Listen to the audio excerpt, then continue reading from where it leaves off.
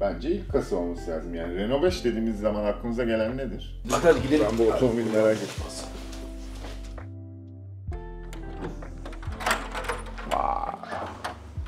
Bu elektronik ateşleme galiba. Aslında proje deyince bu. Ha? Gerçek proje bu. Keşke böyle bir şey yapabilseydik. Bu kimin emeklilik projesi olur sence? Senin gözlerin yine Tabii göz ki. bebekleri parlamaya başladı. Tabii ki benim. Bunu da sana alalım o zaman. Ha? Alalım valla. Alo. Ne haber abi? İyi vallahi, sana ne haber? Renault 5'i sen sattın mı? İlan kalkmış. Son geleceğimiz yer bu olur inşallah. Tek marş çalışırsa bu iş tamamdır ya. Tamam oğlum zaten iş. Sıcak mı oğlum? Yo soğuk. Enjeksiyonlu araba böyle çalışmaz ya. Vay be Mert'cim, aldık ha arabayı. Ya evet, hayatımda hiç bu kasa Renault 5 kullanmamıştım. Şimdi çok mutluyum ya. Harbiden mi? Hiç mi? Hiç kullanmamıştım. Ya Five'ım vardı zaten bundan Renault sonra. 5'im vardı ama bu kasa değildi yani. Çok fark var mı şu an daha ilk kullanımda? Bence çok fark var. Bir kere geniş zaten değil mi yeri? O ikinci nesil daha bir kere tavanı daha yüksekti. İkimiz şu anda nasıl görünüyoruz ben bilmiyorum. Kameralar onu söyleyecek zaten. Şeyi falan var, motor sesi mesi güzel. Evet. Şimdi ben otomobili sürekli dinlediğim için şu anda aslında konuşamıyorum bile. Motorun sağlığı iyi gibi görünüyor. Bir vitesinde galiba biraz Evet, böyle bir evet. boşluk var. Duyuluyor ona mu bakmam- bilmiyorum, ona bir bakmamız Zaten lazım. çok fazla boşluk var. Bir de böyle bir 3 ile 5 karışıyor gibi oluyor. Karışıyor. Sökeceğiz, bakacağız. Sökünce her şey ortaya çıkacak. En önemli şey trimde bir şey olmaması. Ön konsol çok güzel. Evet. Teybimiz var, bayılırsın. Mutlusun be. Ben çok mutluyum ya. Ha, ses de var ha. Evet. Hoparlör arkada var galiba. Önden bir ses gelmiyor çünkü. Buna da bir tesisat yapar mıyız? yok, yok. Buna yapmayalım. O senin işin, ben karışmam. Orijinal kalsın. Ya şimdi o kadar heyecanlıyım ama suratımdan belli olmuyordur. Çünkü gerçekten otomobili dinliyorum şu anda. Ama önden biraz tıkırtılar geliyor. Evet. Ona da bakmamız lazım. Bak. Evet. Dur. Bak Arabası. işte 4'e attım diye 2'ye geçti mesela. Aynalar küçücük, hiçbir şey görmüyorum. Onlar falan orijinal. Onlara yapacak bir şey yok. Tabii. Değiştiremeyiz yani. Süspansiyonda bir şeyler var. Ama beklediğimden daha sert hissettiriyor. Ben çok daha yumuşak, böyle pelte gibidir diye düşünüyordum. Direksiyon nasıl, boşluk var mı? Direksiyonda biraz boşluklar var. Onların hepsine bakacağız. Zaten Evet, sökeceğiz. Bir burçları da değiştiririz. Tabii. O zaman arabanın başına geçince garaja geçelim. Bütün Bir ekspertiz yapalım. eksiklikleri göreceğiz. Şu anda eksikliklere odaklanıyoruz tabii ki. Böyle gider misin Ankara'ya? Ya bu koltuğu falan da bir yapmamız lazım. Çünkü bel ayarını yapamıyorum şu anda. Belim ağrımaya başladı. Onlara da baktırırız senin için. Ayıp ettin. Söktün mü her şey çıkacak. Tabii. O zaman bir garaja geçelim. Bir ekspertiz yapalım. Eksik parça listeleri, yapılacakları Bak çıkartalım. 4'e değil 2'ye geçiyor, bu sıkıntı. Aman abi sen yine virajını yapmadın ama. Hayır, direksiyon o kadar gerideyim ki şu anda direksiyonu da tutamıyorum. Sen içine sığdığına dua et. Bak geliyorum sana. Dur. Ve Renault 5'imiz nihayet garajımıza geldi. Ve istemeye teslim ediyoruz artık. Hoş geldi. Nasıl buldun? Ya tahminimden daha iyi. Özellikle bu işin içerisine Mert girince biraz daha kötü bir şey bekliyordum ama iyi bir araba çıktı. Ben bayağı hurdaları getiririm. Evet abi, flaşı biliyoruz senin. Şimdi bir ekspertiz yapalım otomobile. Neler değişmesi gerekiyor, nereleri kötü, nereleri yenilenmesi ya da tamir edilmesi gerekiyor. Tabii ilk başta hemen her şey ortaya çıkmaz ama en azından kaba olarak bir liste oluşturalım. Oluşturalım. Bu listeden sonra gerekli parçalar için arayışa koyulalım. Bu otomobil parçalarını bulmak biraz zor. Zor. İş size düşüyor o konuda. Aslında otomobil çok güzel restore edilmiş durumda bu. Otomobili tam yılını bilmiyorum ama yaklaşık 10 yıl önce Emin Ali Sipahi restore etmişti. Uzun yıllar geçti. Yani bu otomobil bir yerlerde saklanmıştır ama mesela bir sürü çizikler var. Görüyorum. Hepsine bakacağız şimdi. Ya muhtemelen zaten bir 15 yıl falan oldu değil mi bunu? İşte tam En az zamanında- 10 yılı Aslında bir var şey ya. söyleyeyim. Bunun böyle kalabilmiş olması şu anda gayet bizim için iyi. Evet. Yani işimizi hafifletti. Zaten birkaç tane otomobil baktık. Onların arasında en mantıklı olarak bununla devam ettik. Şimdi bu otomobili yeni Renault 5 ile buluşturacağız. Çok iyi. Onun için de bu otomobilin böyle sıfır kondisyonda olması gerekiyor. Elimizden gelen en iyi işçiliği yapacağız. İş bende yani. İş sende. Sana teslim ediyoruz. Tamam. Şimdi burada birkaç tane soru işareti var. Öncelikle onu söyleyeyim ekspertize başlamadan önce. Renk ne olmalı? Ya bana sorarsan Blue Alpine, yani klasik Renault 5 Alpine rengi olması lazım. Ama siz ne diyorsunuz bilmiyorum. Yani 485 kodlu bir renk benim Var. hayalim, tercihim. Bu da orijinal rengi Bu aslında. da orijinal. Bu da Ya da sarı 755. ya da sarı vardı galiba zamanında. Şimdi iki sarı çok düzgün olmaz bana göre. Diğer arabada sarı olacak değil mi? Diğer araba sarı olacak Sarı. muhtemelen. Yani Lansman rengi o yani. Bence yenisinin. bir kontrast daha mı Yani güzel ya olur? kırmızı ya Blue Alpine olsun derim ben. Şöyle yapalım o zaman. Sizlere de soralım. Yani bu halini ben çok beğeniyorum. Ben de beğeniyorum. Ama yine sarı, mavi ve kırmızı arasında aşağı yorumlarda bir seçim yapalım. Sonrasında ona göre ilerleriz ama biraz hızlı olmak gerekiyor. Şimdi problem bu otomobilin içinde de gövde rengi var ya, kapı içlerinde, tavan, yani yeni otomobiller gibi değil, her yerde Kaplı yeri kırmızı yok. görünüyor. Evet, görünüyor. Şimdi Özellikle renk değiştirirsek arkasında. otomobilin içini de boyanması Baştan lazım. aşağı. Kuru kasa İşçilikte olacak. farklılık olur mu yani zamanda? O zamanda olur tabii ki, olmaz olur mu? Yani bir dışını boyamak var, bir komple içini, koltuklar, tavan, her yer sökülecek tekrardan. Her yerde kırmızı elektrik görünüyor. tesisatı da çıkacak. Tamam, o zaman yine sizlerden de bir gelsin yorumlar. O yorumlara göre biz yine devam edelim. Ama kırmızı olması işi hızlandırmak açısından Bizim için çok daha iyi olur, önemli. evet. Şimdi otomobilin boyasında ben de gördüm, sen de görmüşsündür. Böyle minik minik çatlaklar var. Sanki Şimdi böyle kaputta var Burak. Yani bayağı var. Tavanda da bayağı var. şuralarda bayağı Evet, var. bayağı yani macun patlağı var. Bunlar eskiden boyanmış olmasından mütevellit muhtemelen artık zamanını doldurmuş. Tamam. Bu arabayı komple biz boyayacağız. Her halükarda boyayacağız zaten. Kesin Renk, tabii renkten bağımsız olarak. boyayacağız. Şuralarda Zaten evet, bak, çatlaklarımız şimdi bak, var. kapı direklerinde çürüme ve kopmalar var. Oralar tamir olacak. Şimdi ben gelir gelmez baktım, hemen şuradan bakarsan kapının ne ayarı kalmış. Şurada da ezikler ve takoz hataları var. Bunların hepsini yenileyeceğiz. sıfır hale getireceğiz. Sıfır hale getireceğiz.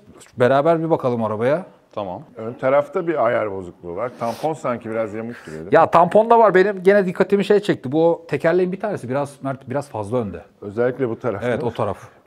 Bayağı önde. Jant demişken fikrimi söyleyeyim mi?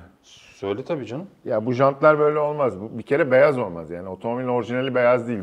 Yani alüminyum görüntüsü olması lazım. Şu içlerinin siyah olması lazım ve bu kapak yanlış tabii ki. Ben böyle kabul edemem. Bir Tamam. Renault'cu olarak. Kapak ne olacak? Yenisini mi? Yeni bir kapak, onun daha düz bir kapağı var. Kapağı koşturacağız o zaman. Tamam. Onu yazdık. tabii Jantları boyatacağız diyorsun. İçlerini de siyah yapacağız değil mi? Jantları boyatmayacağız. Alüminyum görüntüsü olacak. Tamam yani, işte yani. Yani alüminyuma yeniler dönecek. revize olacak. Tabii otomobili boyatacağımız için Burada Jantmax. Sendeyiz. çizgiler de kaybolacak. Bunları da yeniden Stickerlar. bulmamız lazım. Bu stickerları. stickerları temin etmemiz gerekiyor Tamam. tekrardan. Onlar falan muhtemelen bulunur şeyler. Aynalar orijinal mi? Evet, Renault 5 Alpine'de bu aynalarla çıktı ilk nesil versiyonlarda. Bu orijinal mi? O yarış otomobilinden gelme. Ama Ama güzel bence- duruyor ya. Yo- Yorumun Güzel ne? bir- Kalsın mı? Bence kalsın ya. Yani çünkü orijinal bir parça. Tamam. Spoiler yine aynı şekilde. Sen bu de da bakarken gördük. fabrika üretimi değil. Sonradan takılmış ama çok şık duruyor. Ve yumuşak, baksana hala o zaman Yani çok şeyini kaliteli bir kullanmış. malzeme, evet. Jant kapakları, tampon ayarı, farlar Şimdi falan zaten nasıl? mekaniğe baştan aşağı gireceğimiz için bu arabanın önündeki kaçıklıkların hepsini biz gidereceğiz. Mekaniğe tekrardan başlayacağız sıfırdan.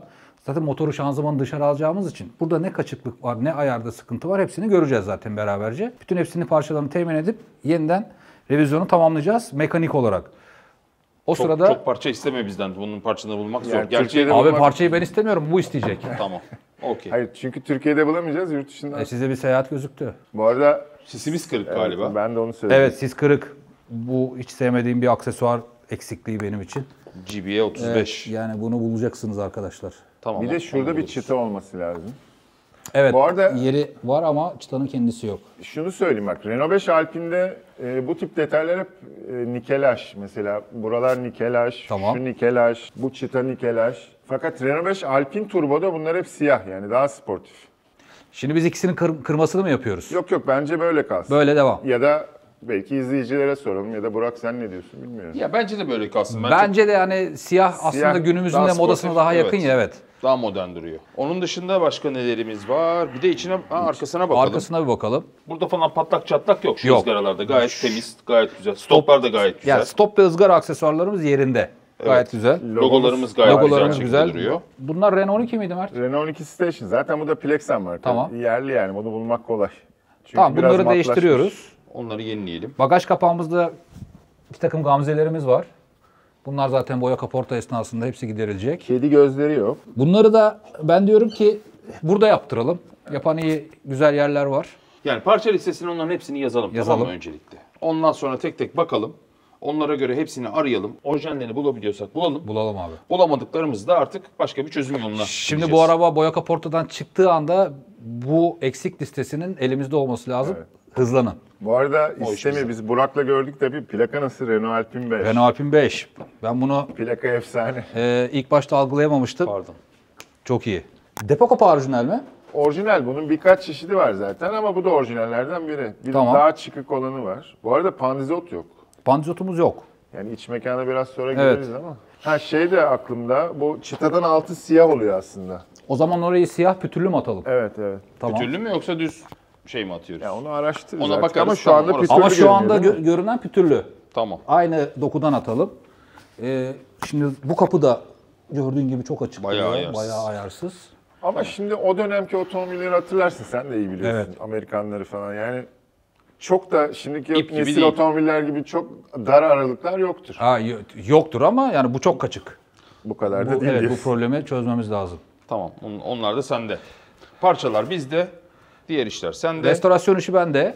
Fitil falan işleri nasıl bunun? Fitilleri Yani falan fena gözükmüyor. burada bir sıkıntısı yok. İç aksesuarları Mert yorumlasın, çok daha iyi biliyor çünkü. Bu arada koltuklar da Alpine Turbo. Yani O çok Renault iyi. 5 Alpine Turbo.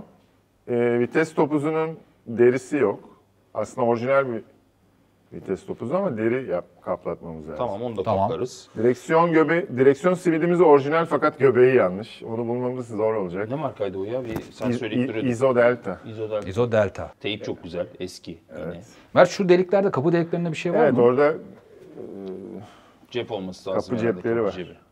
Onları mi? Onları nereden onları, bulacağız? yani parça numaralarını bulmamız lazım. Bende evde kitapçık var. Sende bir Bakıyorum. kitapçık vardır, illaki vardır. Kapı işleri, döşemeler falan gayet temiz. Güzel güzel döşemeler. Zaten onları biz hepsini dışarı alacağız. Dışarı Evet. aldığımız zaman Evet. onların hepsini bir kuaför yaparız. Pırıl pırıl hale getiririz. Evet. Sonrasında da işe Tavan bakarız. döşemesi de orijinal ve temiz görünüyor. Ya torpido, ufak tefek detaylar, trim parçaları onların hepsi yerli yerinde. Bence zaten bir restorasyonda en önemli şeylerden biri bu. En Ben ufak benim da için en önemli şey trim. İçi çok güzel En arabanın. ufak bir çatlak yok torpidoda. Evet, arabanın içi çok güzel. O nedenden dolayı işimiz biraz daha kolay diyebilirim. O zaman motor kısmına bir bakalım mı? Bakalım ama aklıma gelmişken söyleyeyim, şeyde nasıl yaparız bilmiyorum. Direksiyonun arkasındaki bakalit plastik, o çatlak bayağı. Kontağın orası. Çatlak. Yani onu Japon'da yapıştırmışlar. Ha, Orası iki kötü. birleşme Yani halinde. Evet, evet. 3D mi düşünelim? Ya Olur onu mu? yurt dışında bile nasıl buluruz bilmiyorum. Tamam, Bakacağız. Onu 3D ile halledelim. Şu Güzel o iş zaman yapan bir yerler motorunu var. açayım. Aç bakalım. Tarananan. Çok güzel görünmüyor. Çok güzel görünüyor. Yani motoru da çiçek gibi. Zaten yani bu arada paddock detailing de arabanın bayağı içinden geçmiş. Pırıl pırıl hale getirmiş. Yani Motor şimdi falan çoğu süper. izleyici bu motoru dışarı çıkıp sökmemize bile kızabilir. Çünkü tertemiz görünüyor her şey. Ya bu arada otomobilin daha doğrusu yani Renault'un o zamanki mühendisliği çok acayip. Baksana şanzımanlar da istemiyor. Ben niye Renault seviyorum? Garip şeyler yaptıkları için. Sen değişik bir adamsın. Çünkü çok Adamlar farklı. çok uğraşmışlar. Çok farklı. Çok Şanzıman önde. Ya motor ortadan motorlu kadar geride dikkat Evet, edersin. direksiyon kutusu şanzıman üzerinde. İlginç bir sistem değil mi? Yani hiçbir otomobil, o yıllardaki hiçbir otomobil mekaniğine benzemiyor. Şimdi Tamamen bildiğim kadarıyla bunda yay yok, amortisör var. Çünkü Tabii, üstünde bir torsiyon sistemi var. ya önde torsiyonlu. Böyle Evet. bir acayiplik var Evet. mı? Ama çok şirin değil mi? Harika. Şu yazı çok iyi değil mi Harika. abi? Alpine Renault yazıyor. Zaten Evet. beni bitiriyor. Evet. Abi egzosa bak buradan içeri giriyor. Tabii tabii. Abi 85'teki adamlara sormamız lazım. Vallahi buradan gidiyor. Yani Sökmesi zor mudur? Yani Bakacağız zorsa da sökeceğiz. Yapacak bir şey yok. egzoz çamurluğun içinden girip alta doğru dönüyor. Motorda ama şey olarak bir garip bir durum, eksik parça vesaire gözükmüyor değil mi? Her şey Yani yerli yerinde gibi gözüküyor. sıkıştırmasına falan bakalım tabii ya. Bir kompresyon testi yapalım ya. Biz her türlü sökeceğiz mi motoru? da? Sökeceğiz ama yapalım, öyle sökelim. En azından bize önden kılavuz olur. Orada karbüratörümüz Weber 32 dırdır bu. Renault 12 TS ile aynı. Hadi o zaman bir kompresyon testi yapalım. Evet evet. Bakalım hangi silindirde eksikler var mı, bir şeyler var mı silindirlerde. Ondan sonra da devam Bakalım, edelim. şu arka silindir bizi zorlayabilir. Çok altta kalıyor. Ama bize bir fikir verir. En azından Okey. 3 tanesi. Hadi başlayalım. Hadi başlayalım. Fatih Usta sendeyiz. Mert'ciğim ben böyle oturdum ama yani buyurun istiyorsan. Ben her gün eski Renault kullandığım için sıra sende olsun bu sefer. İyi peki. Şimdi kompresyon testi ne demek diye soracaksınız. Bunu çok detaylıca anlatmaya gerek yok ama silindirlerin sağlığını ölçen bir sistem aslında. En basit yöntem. Bunun mutlaka yapılması gerekiyor bir otomobil, eğer ikinci el bir otomobil alacaksanız. Ne yapıyoruz? Başlayalım o zaman. Başlayalım. Kaçıncı silindirdeyiz? Birden başlayalım. Şu an bu silindirin gayet sağlıklı. Yanması iyi. Bu Bir de yüzlerden test- de zaten az çok sağlık Bir de anlaşılıyor. testimizi yapalım. Basıyorum. Bas.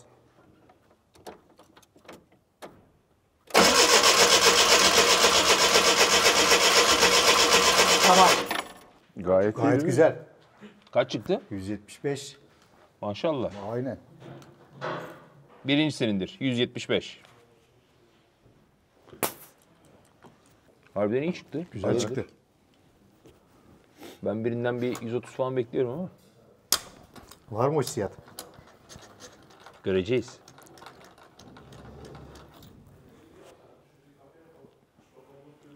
Evet, bu biraz daha Yağlı mı? yağlı değil de Daha kurumlu gibi mi? evet siyah. Eyvah eyvah. Korkmayın ya. Biraz zengin karışım var. Doğan'a. Basıyorum. Bas. Tamam. Bu da güzel. Kaç çıktı? O da 175'e yakın. 173 falan. Renault oğlum bu. Renault oğlum bu. Ben bir şeyler bekliyorum. Bir şeyler yapalım ya. Seni hayal kırıklığına uğratacak. Hadi bakalım. 3'ü görelim. Oo yağlı o ya. Eyvah eyvah. Eyvah eyvah be. Sen bu araba hakkında bir şey mi biliyordun? Yo. Birinde bir sıkıntı bekliyorum diye. Değil mi Ne ya? diyor bu? Vardı bir şeyler Sen bunun daha önce hakkında. ölçtün galiba. Üçüncü sindir. Acı hatıralar yaşamış burası. Ama 3'ün üstünde yağ vardı. Evet evet. Yani o üst taraftan bir yağ Su şeyi peki vardı. nereden geldi? Su. Eyvah. Yapma ya. Hadi yağ vardı. Yıkadık onu ondan. Aynı şekil tam gaz. Hazır mıyız Doğanay? Doğanay. Çekiyor mu? 3. Üçüncü silindir. Basıyorum. Bas hocam bas. Tamam. Bu da 160. Ha, bunda var bir şeyler. Bir şeyler var. Ama 160 da iyi yani. Yani iyi o kadar değil de. Öbürlerinden biraz daha kötü. Yani swap ayarları sık olabilir. Swaplarda karıncalanma olabilir. Tamam onu O açacağız. silindirde gördünüz. Bujide şey çıktı. Simsiyah. Mert abi moraller düzeldi mi? Güzeldi ya. İlk başta bir oynamadı, ben ne oluyor ya dedim.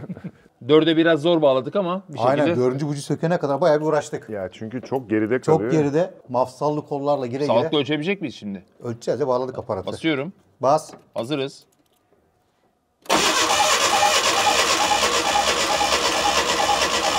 Tamam. Kaç? 150. Yapma ya. Maalesef. Mert Bey. Evet 150. Yani %5'ten daha fazla Yani fark var. 175, 170, 171, 150. Ama bu Dört. motorun çok kötü olduğu anlamına gelmiyor. Yok. Dediğim gibi bu swap ayarı. Swaplarda karıncalanma olmuş olur. Yatan sonuçta araçlar. Tamam bize de iş çıktı. Sana da biraz daha iş çıktı. Yani Güzel. zaten sökülecek. Conta takımı mı al diyorsun? Aynen. Bir takım conta takımı. Kapak güzel de rektifiye gider. Revizyonu yapılır. Alıştırılır, geri toplanır. Ne yapılacaksa artık. Tamam onu da, Peki onu da kapak, söküm kapakta göreceğiz. taşlanacak yer var mı acaba? Kapakta taşlanacak yer var mı? Sökmeden bilemezsin onu. Sökülecek abi. Sökün motoru alın aşağı. Ertem, Burak Bey, Mert Bey. Ne oldu? Hepinizin mesai bekliyoruz. Hayır, kapakta taşlanacak yer yoksa bu kapağı bulamayız yani. Türkiye'de imkansız. Bakacağız. Bir O da düştü sanki morali. Yok ya, ben Renault'a Düşmez sonuna ya, kadar değil. güveniyorum. tamam al sen eve git hadi. Yok artık, o kadar da değil. Otomobil hakkındaki yorumlarınızı yine aşağı bekliyoruz. Bir dakika ya. Biz sesini duymayalım mı? Duymayalım. Tamam. Çalışacak mı? Yaşayacak mı Fatih Usta? Yaşar herhalde. Kim marşı Hazır basmak mıyız? istiyor? Gel. Hadi geç. Herhalde ben basacağım ya. Eski bir Renault'cu olarak. Eski bak- değil, her daim Bak öyle. bak. Yüzündeki mutluluğa bakar mısın adamın? Çalışacak mı? Demin biraz boğduk ama Bir dakika ya. Ne oldu? Sığmadı.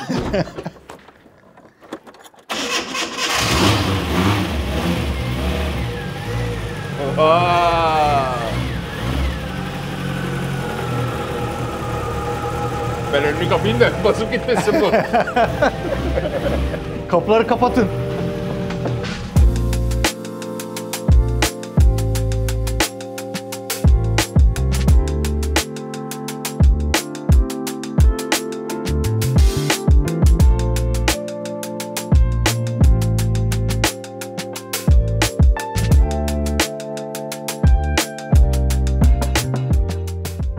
Kaporta boyadan önce söküm esnasında aslında en önemli şey ne? Motor. Motor. Bugün motora gireceğiz mi? Gireceğiz. Yani hemen tabii bir günde sökemeyeceğiz ama en azından bazı bir şeyleri söküp ondan sonra motorda söküp kaportaya yollamamız gerekiyor. Aslında bunları muhtemelen kaportacının sökmesi lazım ama biz seninle bir girişelim diyorum ben. Bir şeyler sökelim sökebildiğimizi. Vidaları falan zaten hepsi dışarıda. Onları kolay sökeriz. Başka ne?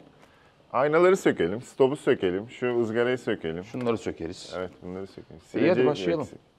Ver bakalım. Buyurun. Ben buradan başlıyorum, sen oradan başlıyorsun. Aman Mert kırma, bulamayız bunları ha. Yok, bu stop ve ızgaraya dikkat etmemiz lazım. Şu üçüncüyü sökeyim. Bak bunlar da hep paslanmış. Bunları falan hepsini değiştireceğiz. Hepsini yeni alacağız. İyi, arkası da güzelmiş ya. Pas bir şey yok. Güzel. Gıcır gıcır ha.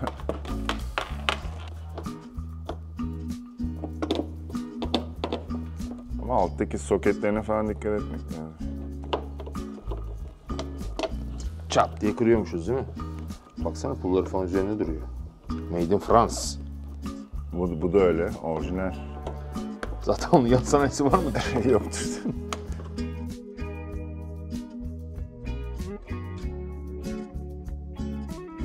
Bu zaten değişecek. Buna çok şey yapmamıza gerek yok. Lexan. Özenmemize gerek yok. Bunlar Renault 2 değil mi? Renault 2. Burak, plakayı ne yapacağız?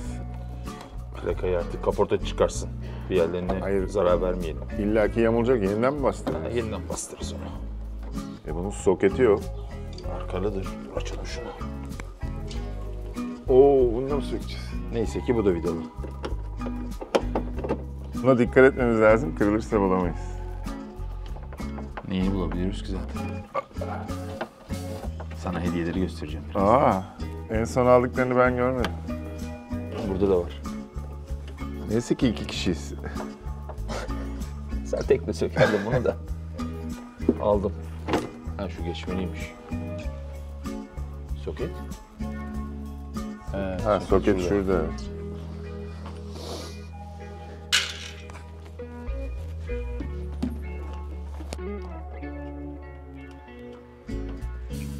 Kaldırıp yapsak daha mı iyi olur? Evet.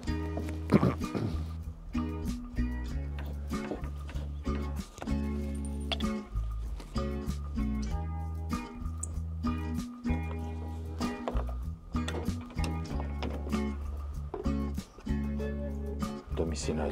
Neyse ki her şey. Burak, onu sakın kırma. En az 30-40 euroluk oluruz yani. Aman abi. Ben tecrübeliyim o konuda. Euro konusunda.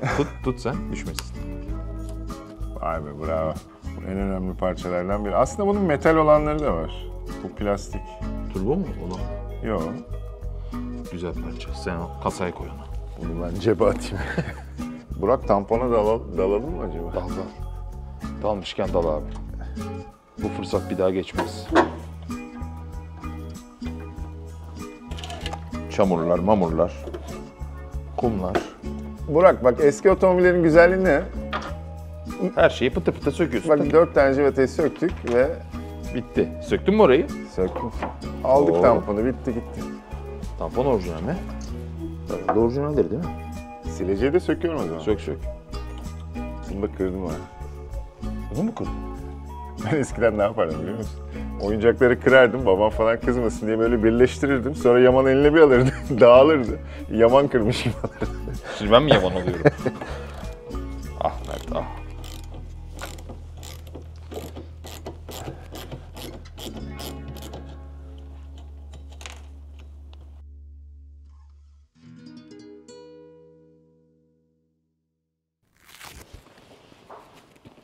Al Mert'ciğim, sana kargo gelmiş. Oo. Acaba neler. Gerçi tahmin ediyorum ama. Buyur canım, sen aç. Direksiyon göbeğini mi aldın? Bak bakalım ne çıkacak. Çok merak ediyorum. Old Timer Shop. Elimi keseceğim. Sen onu ver de bana. Ben küçükken oyuncakları da böyle kutu... Oo, sis farı. Evet, sis farımız kırıktı. Of. CB. Harika. Bir tane mi aldık? Bir tanesi kırık zaten. Bu da herhalde 1970 model falandır. Ha? Kutuya bak. Kutusu falan da orijinal ha. Evet. Bakalım aynısı mı?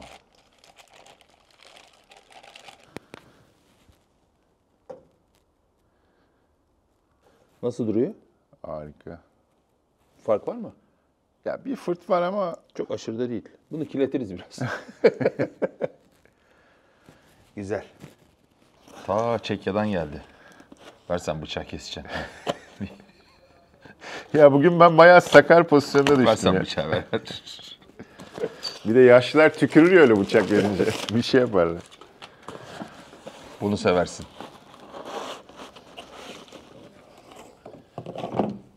Ne güzel sarmış adam ya. Oo, tam istediğim parça işte ya. Bunu hemen deneyelim. Senin ilk görüşten Tabii. nefret ettiğim parça. İlk görüşte bunu... Ya süper direksiyon ya. gibi. Tak bakayım. Şu dandik şeyi çıkaralım. Zaten düştü. Hiç bakmadı bile. Baksana arabanın çehresi değişti ya. Gerçi şu anda sıkı geçirmeyelim. Çok güzel olmadı mı? Çok iyi oldu. Takayım mı? Sonra takarız hadi. Ya da tak ya tak çıkartırız ya ne olacak. Şöyle biraz takmış gibi. Baksana araba kendini buldu ya. Çok iyi ya. Ama burasında siyah olması lazım. Ona bakarız. Karar veririz abi. Harika oldu. Ya böylesi de var, siyah olanı da var. Ben Siyah- siyah seviyorum. Siyah mı olsun böyle mi kalsın? Hadi soralım size. Yorum.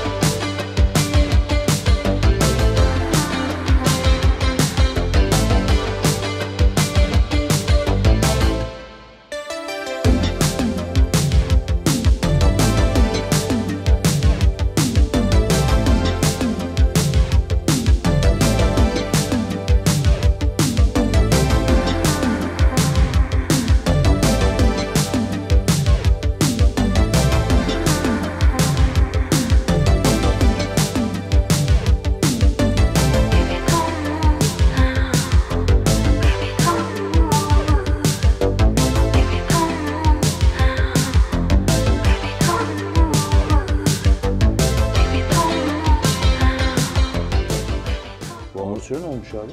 Amatör kopmuş. Nasıl kopmuş? Bayağı. Amatörsüz haberin olsun. Biz nasıl gezdik bununla? Sadece torsiyonla gezmişiz. Sadece torsiyon menüsüne gezmişsiniz.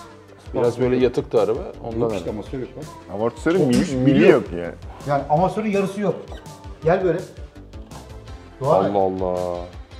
buradan buraya devam olması lazım. Direksiyon kutusu revize. Yok ya tertemiz görmüyor musun? Yeni mi yıkamışlar?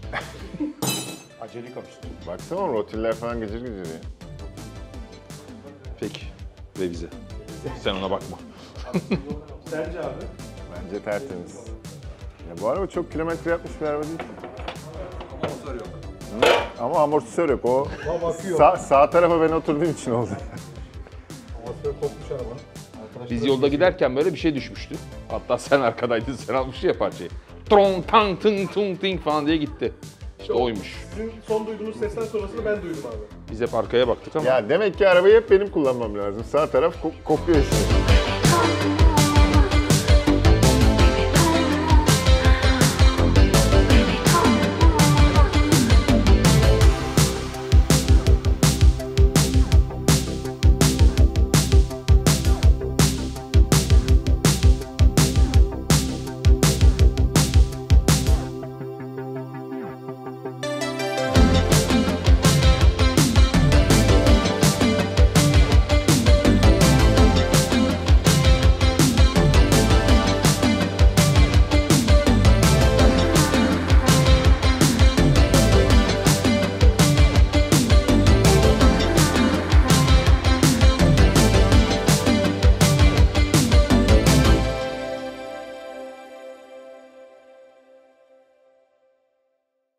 Biraz yorulduk ama bugün motoru çıkartacağımızı zannetmiyordum ben. Ben de Fatih Usta azimle bir şekilde çıkardı. Vallahi hızlı çalıştık. Ya Şimdi aslında bence daha hızlı çalışırız da biz sürekli müdahale ettiğimiz için. onu hastaneye yatırırız, bir kendine gelir. O derece yoruldu adam. Neyse biz şimdi ne yapacağız? Motoru sökeceğiz, şanzımanı sökeceğiz, içine bakacağız. İçinde conta takım vesaire almıştık zaten, onları değiştireceğiz. Hiçbir şey yoksa bile. O sırada sen de yallah kaportaya. Onu da kaportaya yollayacağız. Kaporta boya işlemleri yapılacak. O sırada biz de işte jantlar, mantlar, incik boncuk bir şeyler var. Onları halledeceğiz. Bir de tabii şimdi açtığımız zaman gördüğümüz bazı şeyler var işte amortisör gibi. Şuradaki işte bağlantı aparatları, ara aparatlar gibi. Onları da biz tedarik etmeye çalışacağız. Ya boyadan gelince süspansiyona bakarız. Zaten araba boyadayken motorla ilgileneceğiz. Evet. O zaman hadi yallah kaportaya.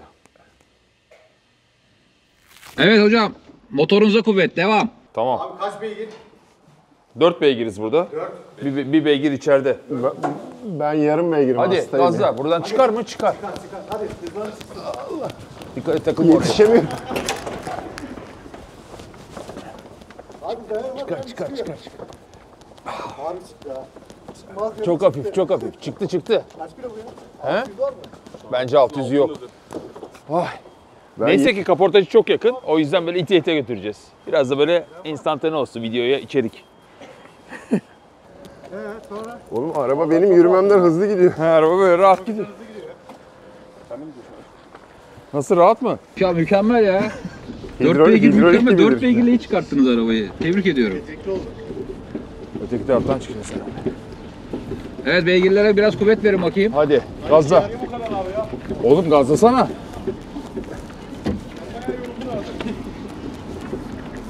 Yine yapmak lazım. Renault'cuya bak dayan. Kendimiz ortaşı. Hadi abi. Yaşlanmışız be. Bak abi yolda tek beygir kaldı. Beygir de terli. İyi antrenman oldu be. Yine 3 oldu. Oha, hızlandı bir anda ha.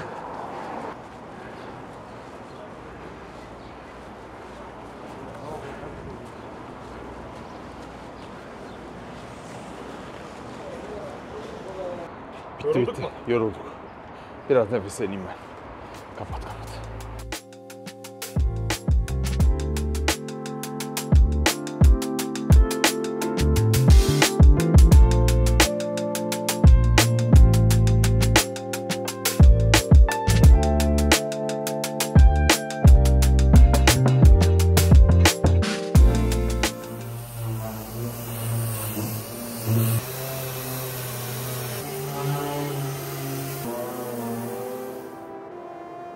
Karıncalanmış.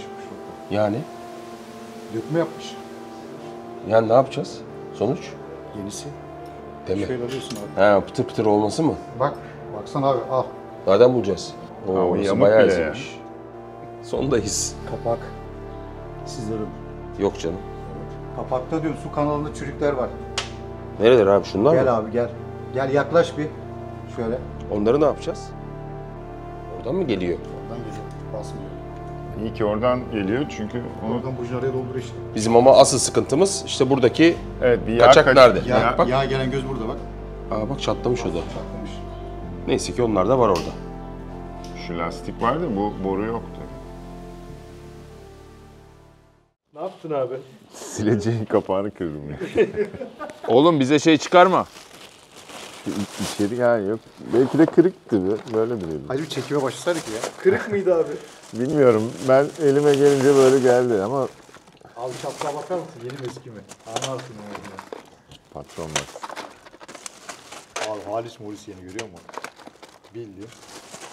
O zaman Mert abi mi kırdı? Abi ihale sende kaldı. Tamam, ihale bende kaldı. Hayırlısı olsun abi.